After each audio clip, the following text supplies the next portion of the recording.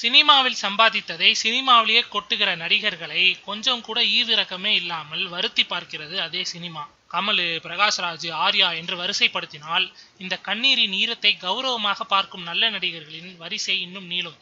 நல்ல வேலை, இவ்வளவு சோகத்திற்கு பிறகும் ஆர்யாவுக்கென கொஞ்சம் பிசினஸும் நல்ல சம்பளம் தர தயாரிப்பாளர்களும் இருப்பதுதான் நல்ல செய்தி.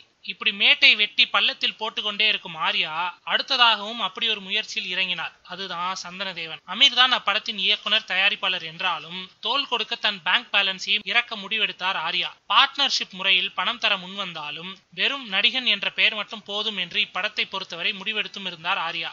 முதல் ஷெடியூலுக்காக ஆர்யாவின் பணம் தான் இறங்குவதாக இருந்ததாம். ஆனா ஐயகோ, ஆர்யாவின் கோடிகளை வாங்கி ஏப்பமிட்ட கடம்பன் இன்னொரு தயாரிப்பாளரான ஆர்பி சௌத்ரியை கவிழ்த்ததுடன் ஆர்யாவையும் அலறவிட்டது. பெரும் கடன் தோளில் ஏறிவிட்டது ஆர்யாவுக்கு. அதன் காரணமாகவே சந்தனதேவன் படத்தின் முதல் ஷெடியூலுக்கு அவர் தருவதாக இருந்த பணம் எங்கே யார் பாக்கெட்ல இருக்கிறது என்பதே தெரியாமல் சைலண்ட் ஆகிவிட்டார் அவர். எல்லா பினான்ஸ் குழப்பங்களும் சரியான பின்புதான் சந்தனதேவன் படப்பிடிப்பு ஆரம்பம் என்கிறார்கள். அம்மா மகாலட்சுமி, ஆர்யா பக்கம் கொஞ்சம் கண் வைமா.